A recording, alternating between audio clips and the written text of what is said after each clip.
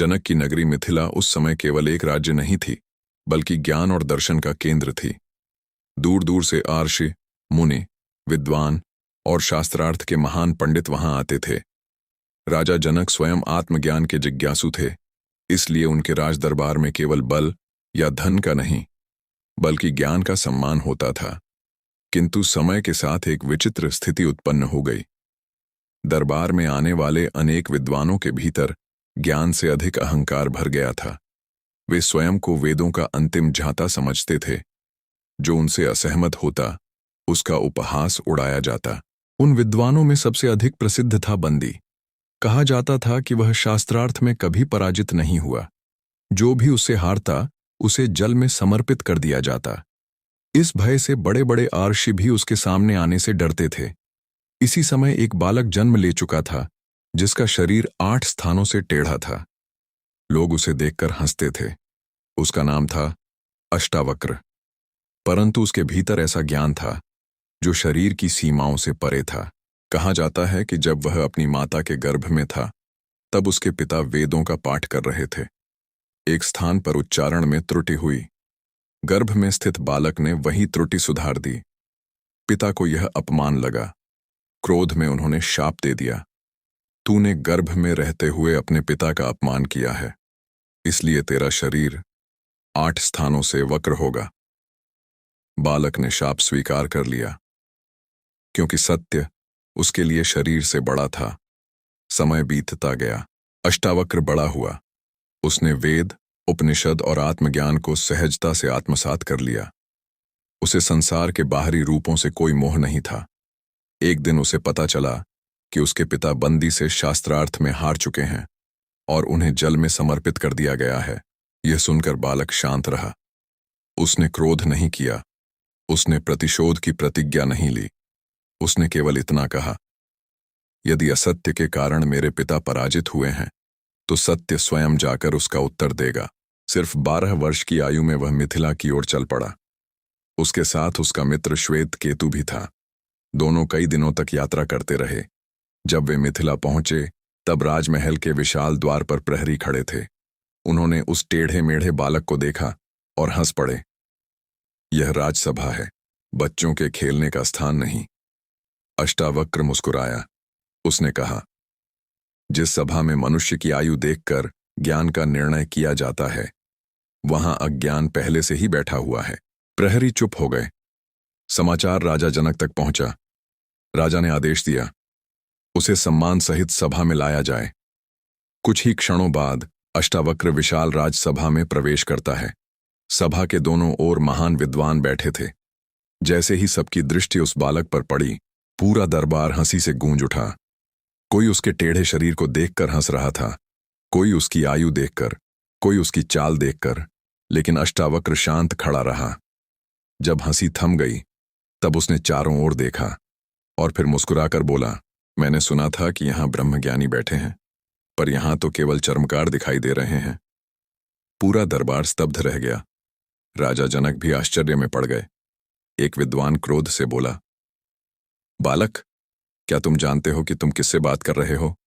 अष्टावक्र ने उत्तर दिया, हाँ, मैं उन लोगों से बात कर रहा हूं जो आत्मा को नहीं, केवल चमड़ी को देख रहे हैं।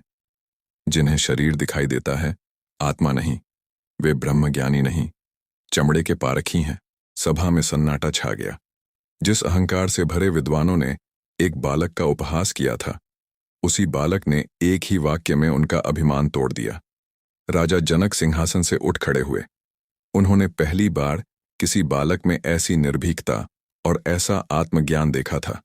उन्होंने हाथ जोड़कर कहा, वत्स, आज तुमने हमें दर्पण दिखा दिया, लेकिन असली परीक्षा अभी बाकी थी। सभा के मध्य बैठा बंदी मुस्कुरा रहा था। उसने कहा, बालक, शब्दों से कोई ज्ञानी नहीं बन जाता। यदि साहस है तो मेरे साथ शास्त्रार्थ करो। अष्टावक्र ने शांत स्वर में उत्तर दिया, मैं वाद विवाद करने नहीं आया हूं, मैं केवल सत्य को प्रकट करने आया हूं।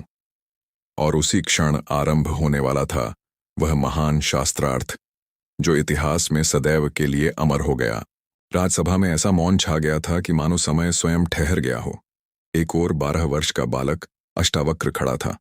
जिसका शरीर 8 स्थानों से वक्र था, पर जिसकी दृष्टि निर्मल आकाश की भांति शांत थी।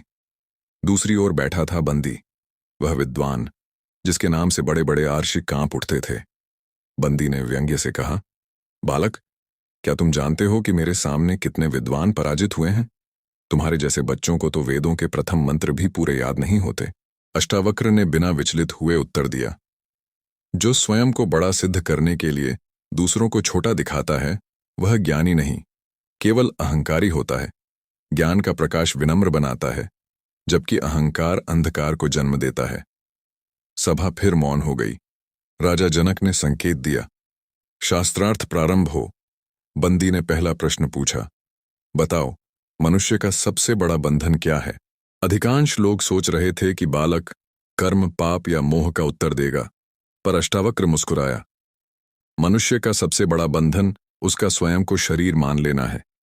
जिस दिन वह जान लेगा कि वह शरीर नहीं, शुद्ध चैतन्य है, उसी दिन सभी बंधन टूट जाएंगे।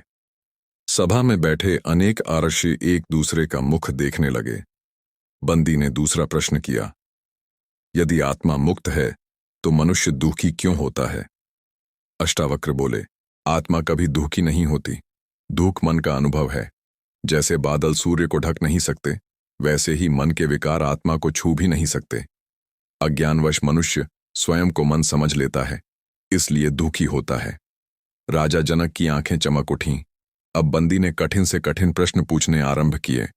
वेद, उपनिषद, यज्ञ, धर्म, ब्रह्म, जीव, कर्म, पुनर्जन्म, पर हर प्रश्न का उत्तर अष्टावक्र ने इतनी सहजता से दिया कि लगता था मानो वह किसी पुस्तक से नहीं, अपने प्रत्यक्ष अनुभव से बोल रहा हो।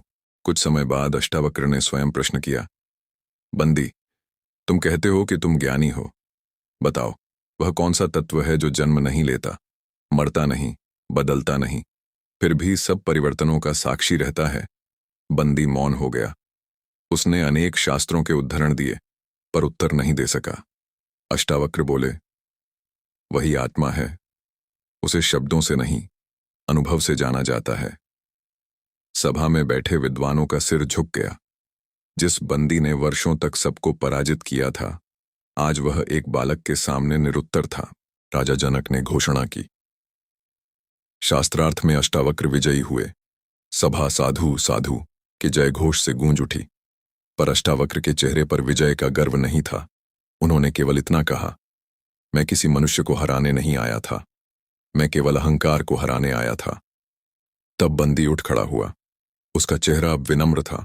उसने कहा, हे महात्मा, मैं वास्तव में वरुण देव का पुत्र हूं। जिन विद्वानों को मैंने जल में भेजा, उनका वध नहीं किया। वे वरुण के यज्ञ में आमंत्रित थे। आज शास्त्रार्थ पूर्ण हुआ है, इसलिए वे सभी वापस लौटेंगे। इतना कहते ही नदी के तट से अनेक अर्षि और विद्वान लौटते दिखाई दिए। उनमें अष्टावक्र के पिता कहोड़ अर्षि भी थे। पुत्र को देखकर उनकी आंखों से आंसू बह निकले। उन्होंने अष्टावक्र को गले लगा लिया। कहोड़ बोले, वत्स, आज मुझे अपने शाप पर पश्चाताप हो रहा है। अष्टावक्र मुस्कुराए, पिताश्री, यदि वह शाप न होता तो शायद संसार शरीर को देखकर ही निर्णय करता रहता। आपने मुझे शरीर की असत्यता समझने का अवसर दिया। कहोड़ का सिर झुक गया। कुछ समय बाद वे अष्टावक्र को लेकर पवित्र नदी में स्नान करने गए। कथा कहती है कि उस स्नान के बाद अष्टावक्र का शरीर सीधा हो गया, पर अष्टावक्र ने कहा, वास्तव में टेढ़ा मेरा शरीर नहीं था, टेढ़ी तो संसार की दृष्टि थी। राजा जनक ने उसी समय उनसे प्रार्थना की, गुरुदेव, मुझे आत्मज्ञान प्रदान कीजिए। यहीं से आरंभ हुआ वह अमर संवाद जिसे आज संसार अष्टावक्र गीता के नाम से जानता है।